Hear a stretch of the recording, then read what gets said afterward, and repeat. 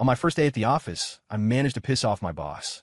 She wasn't just any boss. She was Audrey Stone, the ice queen of Chicago's corporate world, a woman whose name alone made senior VPs tremble. She called me in her office, locked the door, and tossed a pile of delicate lace and silk at me. "Caleb Miller, you're going to hand wash these. If there's so much as a stray thread or a faded spot when you're done, you're fired." I looked at the mountain of high-end lingerie in my hands, and my fingers started shaking. These were the CEO's most personal garments. I had only wanted a simple 9-to-5 security gig. Why was I doing this? For the sake of my paycheck, I swallowed my pride. Then came the day she asked me to help her with a zipper in the dressing room. As she turned, I saw a familiar moon-shaped birthmark on her shoulder blade, and the silk cloth in my hand hit the floor. Wait a minute. Wasn't this Addie, the little crybaby I used to tease every single day when we were kids back in our small town? Back then, I was the brat who put grasshoppers down her collar. Now, she was making me wash her underwear. The universe really does have a twisted sense of humor. My name is Caleb Miller. I'm a country boy with zero ambition. My only dream was to find a low-stress, high-paid job and coast into early retirement. Armed with nothing but a high school diploma, I spent 3 days scouring the job boards until I found a security position. $80,000 a year, full benefits for 1K matching, and subsidized housing. In my hometown, that kind of money made you royalty. The HR girl had smiled sweetly as she took my resume and told me to report directly to the CEO's penthouse office the next morning. I knew something was fishy, since when does a security guard report to the CEO? But the salary blinded me. The next day, I put on my best t-shirt and showed up on time. The plaque on the door read, Audrey Stone, President and CEO. The name sounded like a sharp slap to the face. I knocked, and a cold, clear voice drifted from inside. "Come in." I pushed the door open. A woman in a sharp charcoal blazer and skirt stood with her back to me, staring out a floor-to-ceiling window overlooking the Willis Tower. Her silhouette was, well, breathtaking. "Good morning, Ms. Stone. I'm Caleb Miller, the new hire. MHM. She didn't turn around. Her voice was absolute zero. "Starting today, you're my personal assistant." I blinked. Wait, no. I applied for the security detail. The security department is at capacity. She turned around then, and a face of aggressive beauty crashed into my vision. Sharp eyes, a straight nose, thin lips pressed into a firm line. She radiated a don't-come-near-me energy. Everyone in the building said Audrey Stone was a heartless work machine who had made enough assistants cry to fill a football stadium. My heart sank. This was going to be a nightmare. "I quit," I said, turning for the door. "The breach of contract penalty is $3 million. She slowly pulled a document from her desk, the very one I'd signed yesterday. I've been so busy looking at the salary, I hadn't read the fine print. My knees went weak. I almost knelt right there. "Ms. Stone, I was wrong. I'll do it. I'll do anything." The corner of Audrey's mouth seemed to twitch, but it was gone so fast I thought I'd imagined it. Her first command was for me to go buy sriracha-glazed Limburger cheese from a specialty shop 3 neighborhoods away. I ran through the city and finally found that culinary abomination. When I brought the pungent mess back, she actually took an elegant bite right in front of me. "Try some," she said, holding the spoon out. I looked at the yellowish, oily glob and felt my stomach do a somersault. "I'm good, thanks." "Eat it, or I'm docking your pay." I closed my eyes and swallowed a spoonful like a man facing a firing squad. I nearly gagged. The next day, she made me put on the company's mascot costume, a giant, fuzzy hawk, and hand out flyers at the building entrance. It was 95 degrees out. Inside that heavy headpiece, I felt like I was in a mobile sauna. The second I tried to sneak into the shade for a break, my phone buzzed. It was her office line. "Caleb, I'm watching the security feed. Get back out there." I had to spend the rest of the day sweating like a pig in a bird suit. Before the shift ended, she called me in and tossed a basin at me. "Wash these." Inside were colorful, delicate garments. Lace, silk, and things made of so little fabric they barely qualified as clothing. As a guy in his 20s, my face turned the color of a ripe tomato. "Ms. Stone, this seems inappropriate." "How so?" she asked, arching an eyebrow. "My personal assistant does what I need him to do. I came here for a job, not to be a maid, especially for this." I was fuming. "You can choose not to wash them," she said, pointing to the door. "But then you can leave and write me a check for $3 million. I folded. I took the basin into the men's room and scrubbed while cursing under my breath. This woman is insane. She's just jealous of how good I look, so she's torturing me. Psycho. Which, I couldn't understand it. How did a simple guy from the sticks like me end up in the crosshairs of this corporate demon? Did I kick her dog in a past life? Life continued in this state of misery until one afternoon, the lobby erupted in chaos. A loud humming sound echoed from the roof. A bubblegum pink helicopter had just landed on the helipad. Moments later, a man in a white designer suit with hair so gelled it reflected the sun descended into the lobby, carrying a massive bouquet of 100 roses. It was Chad Harrington III, the douchey Playboy CEO from the tech firm across the street. Half the office gathered to watch the spectacle. Look, Chad's back for another proposal. How many times is this? I've lost count. Audrey never even looks at him. The guy has serious persistence. Chad ignored the crowd and marched straight toward Audrey as she stepped off the elevator. Audrey, my darling, marry me. He dropped to one knee, a perfect stage pose of devotion. Audrey didn't even glance at the roses. Her face was a mask of pure disgust. Her eyes scanned the room and landed on me in the corner, where I was pretending to be a mop. She strode over, grabbed my arm, and announced to the entire room, "This is my boyfriend." The piece of gum I was chewing fell right out of my mouth. The room went silent. Chad looked at me, then at the shiny mop in my hand, and looked like he was having an existential crisis. "You're into this?" Chad pointed at me, his voice trembling with heartbreak. "Audrey, if you wanted to reject me, you didn't have to insult yourself like this." Suddenly, I was dragged into a high society feud. Chad pulled me aside later and whipped out a checkbook, scribbling a string of zeros. 10 million. Leave her. I looked at the check, my hand itching to take it. But then I felt a cold gaze piercing through me from across the room. I shivered and pushed the check back. "We're in love," I said, feeling like I was going to vomit. To keep the act going, Audrey took me to a high-profile gala that evening. She tossed a tuxedo at me. It fit perfectly. Put on. When I came out, she looked me up and down. For a split second, I saw a flash of genuine surprise in her eyes. "Well, clothes really do make the man," she remarked, her tongue as sharp as ever. At the gala, surrounded by the elite, I played the role of the dutiful bodyguard boyfriend. Midway through, something went wrong with her gown. "You, come with me," she commanded, leading me to a private lounge. "The zipper is stuck. Fix it." She turned her back to me, revealing her smooth, bare skin. I swallowed hard, my palms sweating. I tried to gently work the zipper, but the cheap thing just got tighter. My fingers slipped, brushing against her skin. In that moment, I froze. On her right shoulder blade was that moon-shaped birthmark. Faint but unmistakable. My brain felt like it had been hit by a lightning bolt. A locked memory flooded back. Back in her hometown, there was a little girl named Addie who lived next door. She was pretty as a picture, but a total crybaby. I was a brat back then and loved making her tear up. Once I pushed her over, and she landed right on a sharp rock. She cried so hard the whole neighborhood heard it. Her parents took her to the doctor, and luckily it was just a surface wound, but it left a scar shaped like a crescent moon. Shortly after, her family moved away and never came back. I had remembered that moon-shaped scar for years. I looked at the woman in front of me, my hands trembling. I whispered tentatively, "Addie." Audrey's entire body went rigid. She slowly turned around, her face no longer cold, but filled with a complex, unreadable emotion. But a second later, she swung her hand and delivered a stinging slap across my face. "Smack! Pervert!" she hissed, her eyes rimming with red, her voice shaking. I held my burning cheek, completely stunned. Was it her? No way. Addie was a soft, sweet little kid. This woman was a man-eating tiger. But how else do you explain the mark? That slap woke me up. The more I thought about it, the more it didn't add up. The mark, the last name, the way she seemed to target me for no reason. I had to be sure. The next morning, I got to the office early. I'd gone to a toy store and bought a hyper-realistic rubber cockroach. I tucked it in my pocket and walked into her office, heart racing. She was reading files, not even looking up. I pretended to refill her water and stealthily dropped the roach onto her documents. Then I backed away, waiting for her to lose it. When we were kids, Addie was terrified of bugs.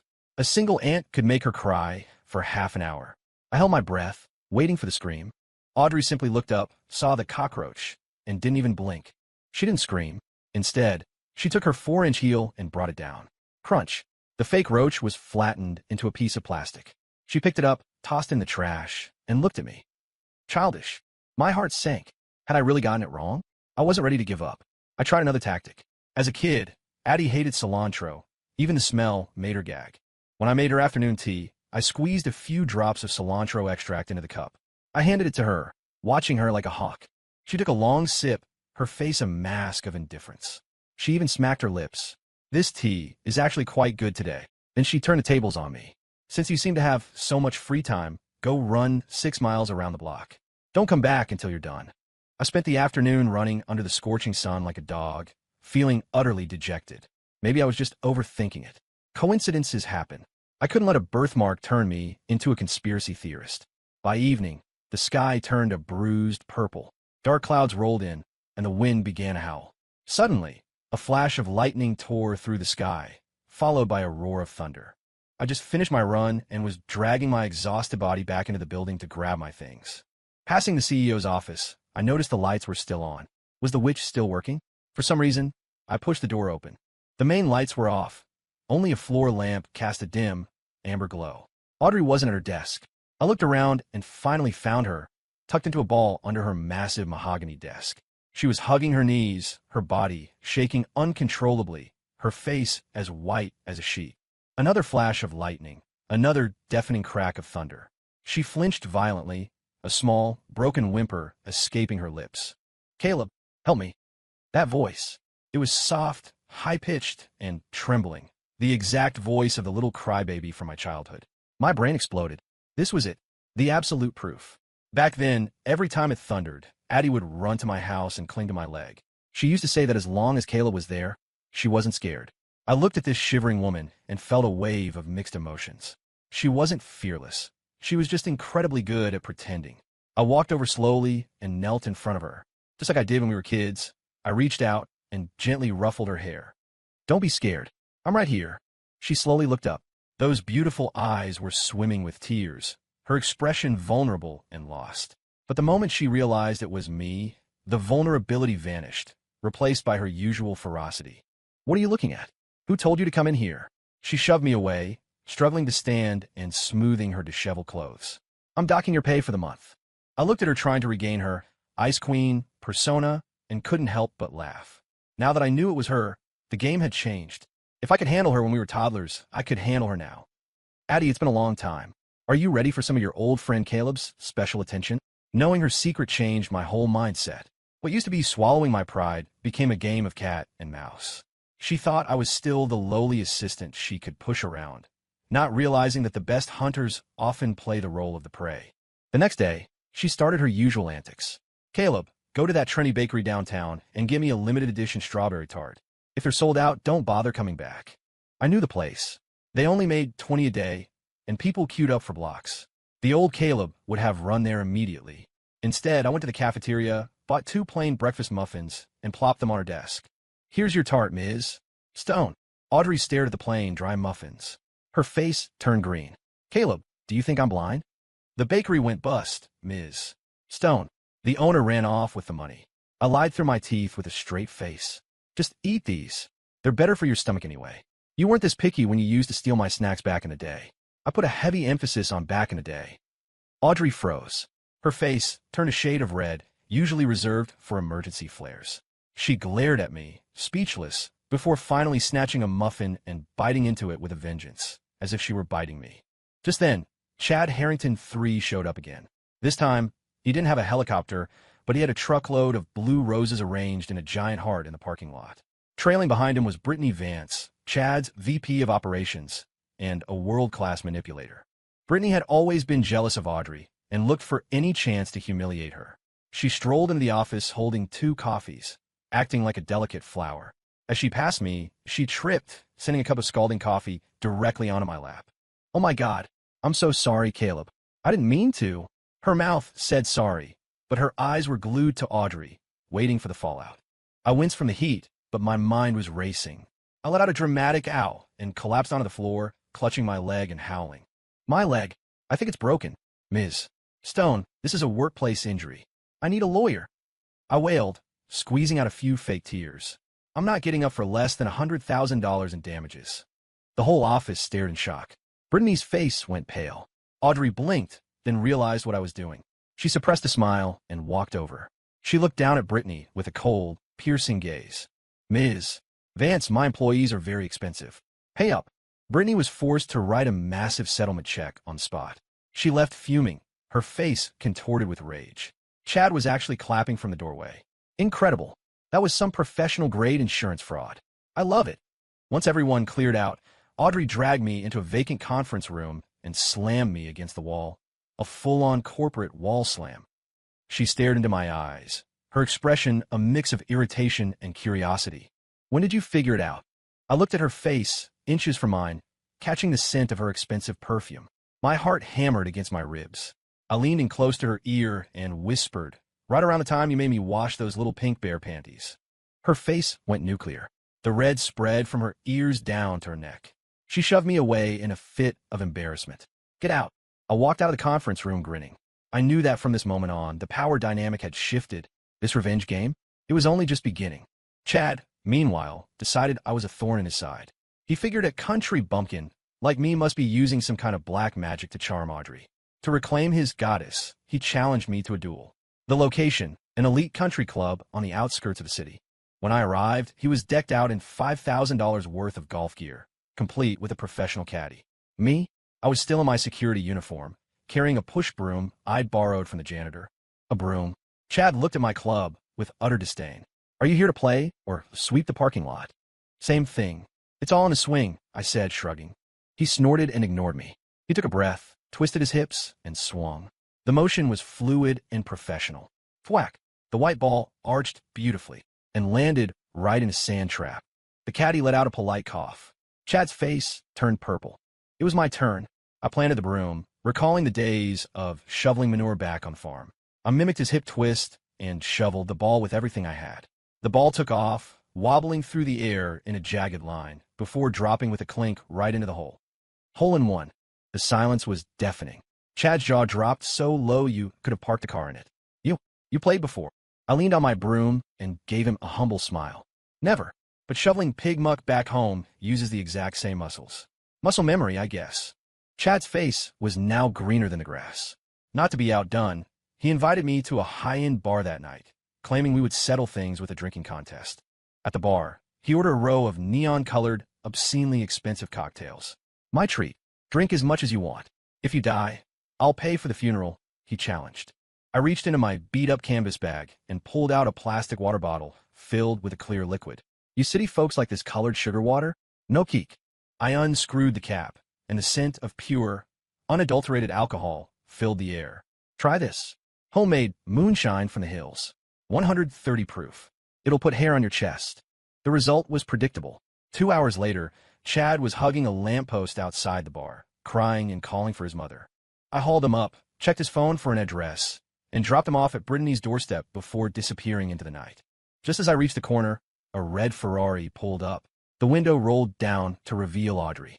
She looked at me with a mix of annoyance and something that looked a lot like concern. Why do you bother with that idiot? She asked. You smell like a distillery. It's disgusting. I grinned and, fueled by the moonshine, hopped right into the passenger seat. I leaned my head on her shoulder, feeling the world spin. Gotta do my part. Protect the boss from unwanted suitors. I mumbled. This deserves a raise. She stiffened for a moment, but she didn't push me away. The car's AC was humming, and she smelled like jasmine.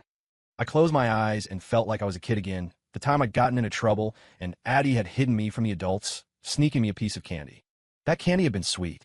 This moment felt even sweeter, though a lot more complicated. Brittany Vance hadn't gotten Chad Harrington 3 like she'd hoped. Instead, she'd been humiliated and was down a lot of money because of me. She hated my guts. To make matters worse, Chad used his family's connections to get her a job at our company as a VP. He called it keeping his friends close, but really, he wanted her to spy on Audrey and me. So, Brittany became my direct supervisor. On day one, she tried to pull rank. Caleb, photocopy these files, 100 copies each. Caleb, give me a coffee. Hand ground, exactly 185 degrees. 1 degree off, and you're doing again. Caleb, the men's room on the 4th floor is backed up. Go fix it. I took it. I knew she was planning something bigger. Sure enough, a few days later, she handed me a folder.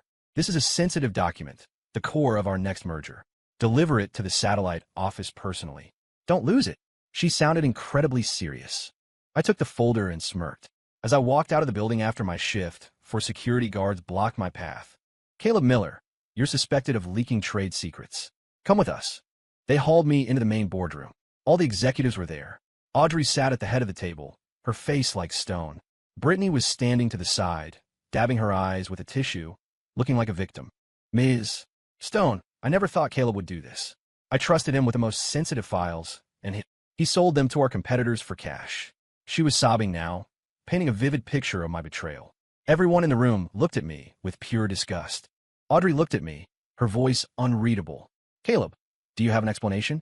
I looked around at the judgmental faces and smiled. I slowly pulled my phone out of my pocket and hit play. A clear recording filled the room.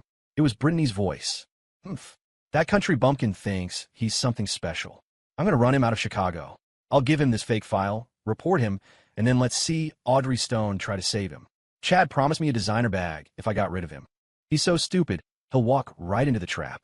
It was a recording of Brittany talking to herself in her office. I'd seen her acting suspicious and had stuck a tiny voice-activated recorder under her desk. Years of avoiding my dad's belt back home had given me a very healthy sense of paranoia. The room went silent. Brittany's face turned the color of chalk. She pointed a shaking finger at me. You framed me. Chad Harrington popped his head into the room.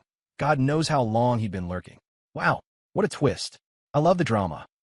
Audrey stood up, not even glancing at Brittany. Security, escort her out. Inform legal we're filing for commercial defamation and breach of fiduciary duty. Also, she paused, her eyes landing on me. Given Mr. Miller's exceptional performance in protecting company interests, he is hereby promoted to senior executive assistant, with a 100% salary increase. Brittany was dragged out, screaming curses. He waved a hair. Safe travels, Brittany. Pro tip: too much bitterness is bad for your skin. The mood in the room shifted instantly. The executive's glares turned into looks of awe. I met Audrey's eyes. There was a light in them I hadn't seen before. It wasn't how a boss looks at an employee. It was how you look at someone who belongs to you. To celebrate my promotion, and to reward the hard-working staff, Audrey decided on a company retreat. She let me pick the location. I grinned and gave her the coordinates. Clear Creek.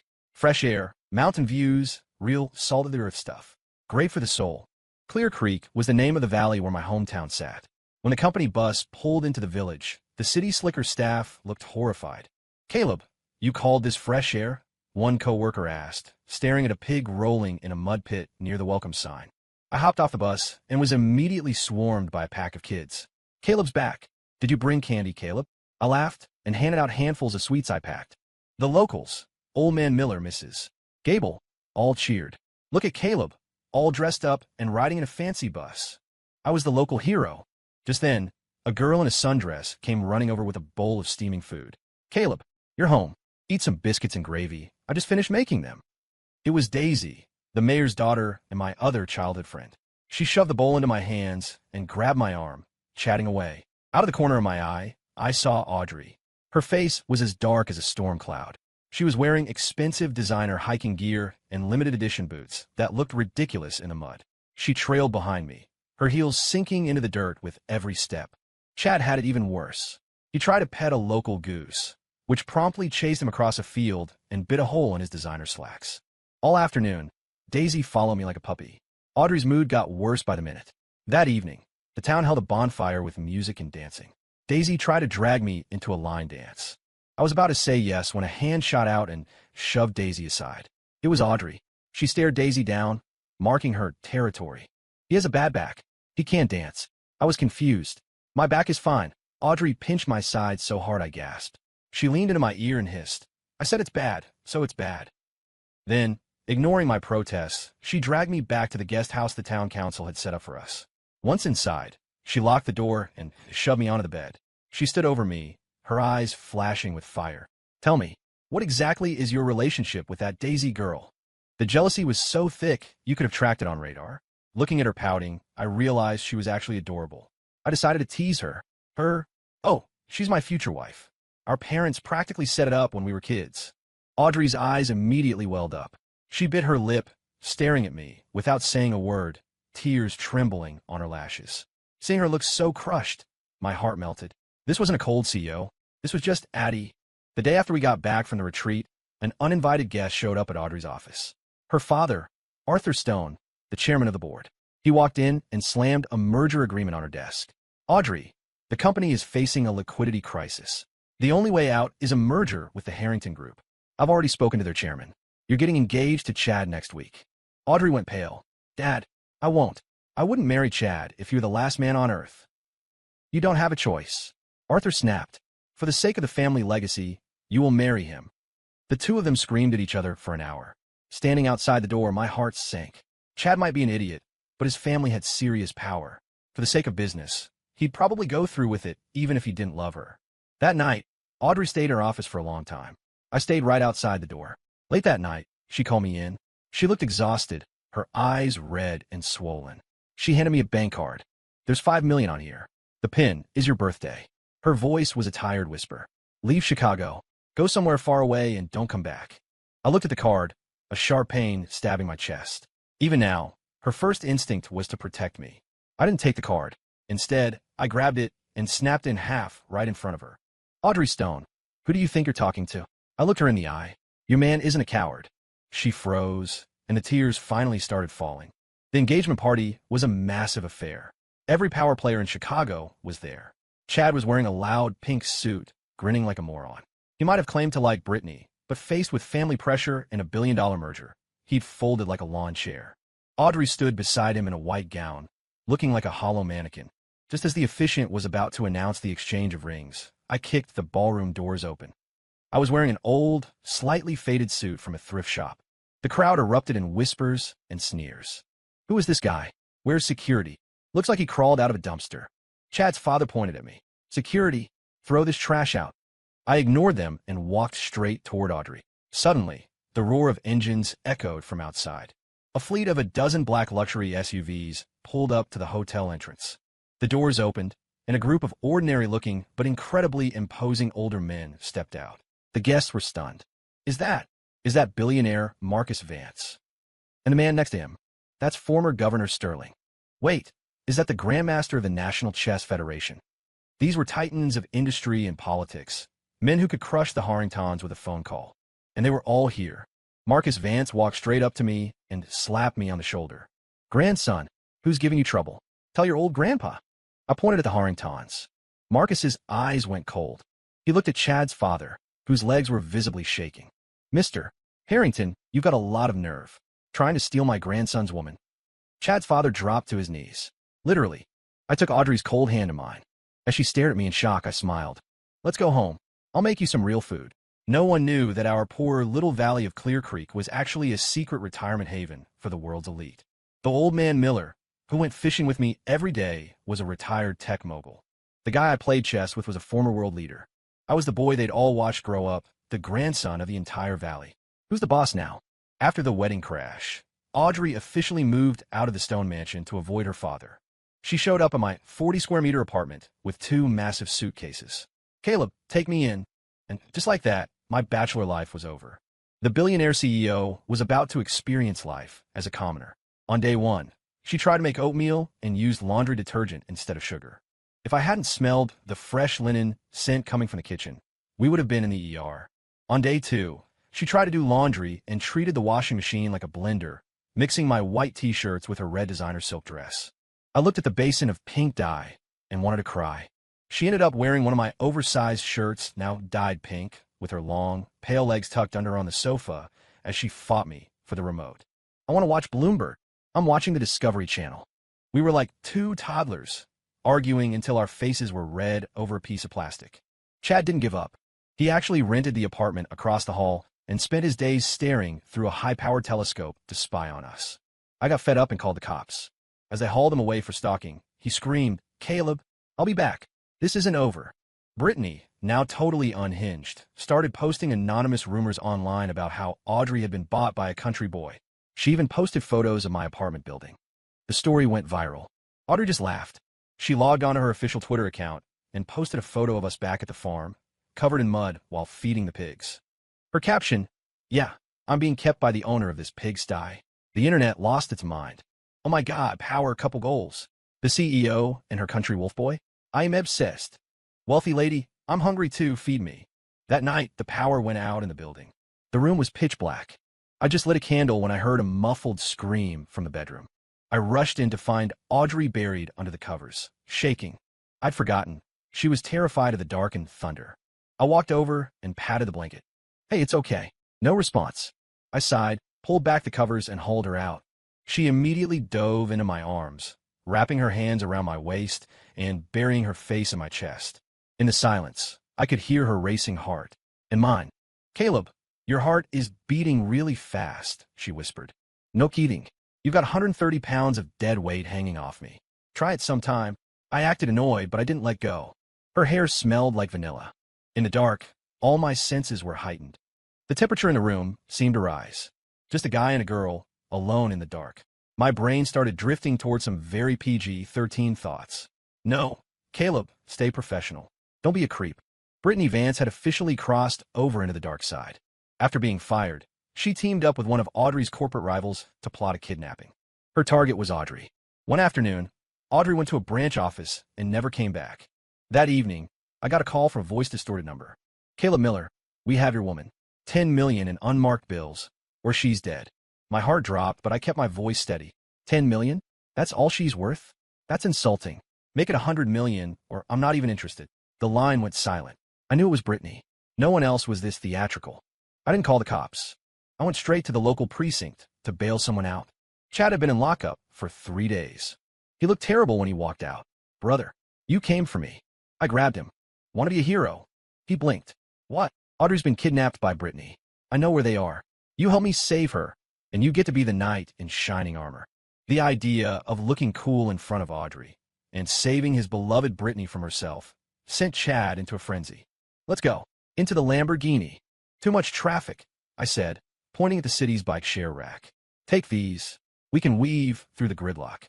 And so, in the middle of Chicago's rush hour, 2 men on blue rental bikes pedaled like their lives depended on it. It was the most ridiculous thing anyone had ever seen. We reached the abandoned warehouse by nightfall. Inside, Brittany was holding a knife to Audrey's neck, screaming about how Audrey had taken everything from her. A few hired thugs were standing around, laughing. Chad couldn't wait. He charged in, screaming, "Stop! Unhand that maiden!" He took 2 steps and tripped over a stray piece of rebar, face planting into the concrete. Every eye in the room turned to him. "Now!" I climbed through a back window, grabbed a loose brick, and crept up behind the lead kidnapper. Clonk! One down. Brittany shrieked and tried to run, but Chad scrambled up and grabbed her by the ankles. "Brittany, stop this madness. It's not too late to turn back." She was so annoyed by his clinging that she eventually pulled out her own phone and called 911. "Help! Police! There's a creep touching my legs." When the police arrived, it was a mess. Once the dust settled, Audrey collapsed into my arms, sobbing. I held her close, patting her back. "It's okay. You're safe." When she finally stopped crying, I looked down. "Hey, watch the snot. This shirt cost me $20. She laughed through her tears and punched me in the chest. The nightmare was over. After the kidnapping, things moved fast. I decided it was time to propose. I checked my pockets. I had some loose change and a crumpled $5 bill. How does a guy like me propose? I can't just give her a soda can tab, can I? I spent nights searching the internet for how to propose with $10. The next day at work, I realized someone had been through my browser history. Audrey was sitting at her desk, pointedly rubbing her ring finger. "Gosh, my hand feels so empty lately. It's really bothering me. I wonder if a ring would help." My heart skipped a beat. She knew. My face turned red, but I stuck to the plan. I spent the afternoon taking a soda can tab and polishing it until it shone like silver. That night, I took her to the rooftop of the office building. I'd set up candles and flowers, stolen from the building's lobby planters. I took a deep breath, dropped to one knee, and pulled out the tab. "Addie, I know this is pathetic, but..." A sudden gust of wind caught the tab and sent it flying. It arched over the edge of the skyscraper and vanished into the Chicago skyline. I stood there, frozen. Seriously, universe? I was about to climb over the railing to find it when Audrey grabbed me. "Caleb, you idiot. Are you trying to kill yourself?" Suddenly, the giant LED screen on the skyscraper across the street flickered to life. Pictures started scrolling. The first was 2 toddlers, half naked, laughing in a creek. It was us. The second was me putting a bug down her shirt while she cried. The third was us huddled under a blanket during a storm. A lifetime of memories, playing for the whole city to see. I was speechless. Audrey let go of me and took a step back. Then, as I watched in disbelief, she slowly dropped to one knee. She pulled out a velvet box. Inside was a diamond the size of a postage stamp. "Caleb Miller," she said, her voice steady despite her teary eyes. "I don't want to be your boss anymore. I want to be your wife. Will you marry into the Stone family?" The city lights seemed to focus entirely on her. Before I could process it, The roof door burst open and Chad Harrington ran in with a bushel of roses, throwing petals everywhere. Say yes. Say yes. If you don't, I'm going to start dating you. I don't mind being a stepdad. I looked at Audrey, the light in her eyes, and that massive rock. I started crying. A grown man, sobbing like a baby. I nodded vigorously. Wealthy lady, I'm hungry. Feed me. She laughed, her own tears falling. She slid the ring on my finger, and I pulled her into a hug. Thank you, Addie. Thank you for not giving up on me. Our wedding wasn't at a five-star hotel. We went back to Clear Creek and had a 3-day festival. The whole valley showed up. Billionaires and governors stood side by side with goat farmers.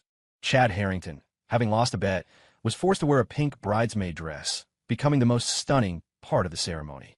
On the wedding night, I was so nervous I didn't know what to do with my hands. Audrey came out of the bathroom in a red silk robe, holding a document. She slapped it onto the bed. Sign it. I looked at it. It was a post-nuptial agreement. Rule 1, the husband is always right. Rule 2, if the husband is wrong, see Rule 1. I felt a surge of emotion. Audrey, you're the best. I grabbed a pen to sign. Wait, she said, pointing to the fine print at the bottom. I squinted. Note, final power of interpretation belongs to the wife. Typical. I laughed and signed anyway. A few years later, at the Stone Group's annual shareholder meeting, I was sitting in the back of the auditorium with our 2-year-old son on my lap, bottle feeding him. As the husband of the CEO, I'd embraced the stay-at-home dad life. I was nodding off when the little guy decided to let loose. A precise, powerful stream of toddler pee went flying, soaking his mother's designer blazer. Audrey was on stage at the time, giving a high-stakes presentation on global strategy to hundreds of executives. The room went dead silent. Everyone stared at the massive wet patch on her $10,000 suit. I felt my soul leaving my body. Audrey didn't skip a beat. She took off the blazer, tossed it toward me, and looked at me coldly in front of the entire company. Caleb Miller, I'm docking your allowance this month. I held the baby and started scrubbing her jacket. Yes, dear. Whatever you say, dear. The executives in the front row were turning purple, trying not to laugh. This is my childhood friend, my boss, and my wife. My status at home has plummeted, and she bullies me every day, but I wouldn't trade it for anything. Life is good. Story complete.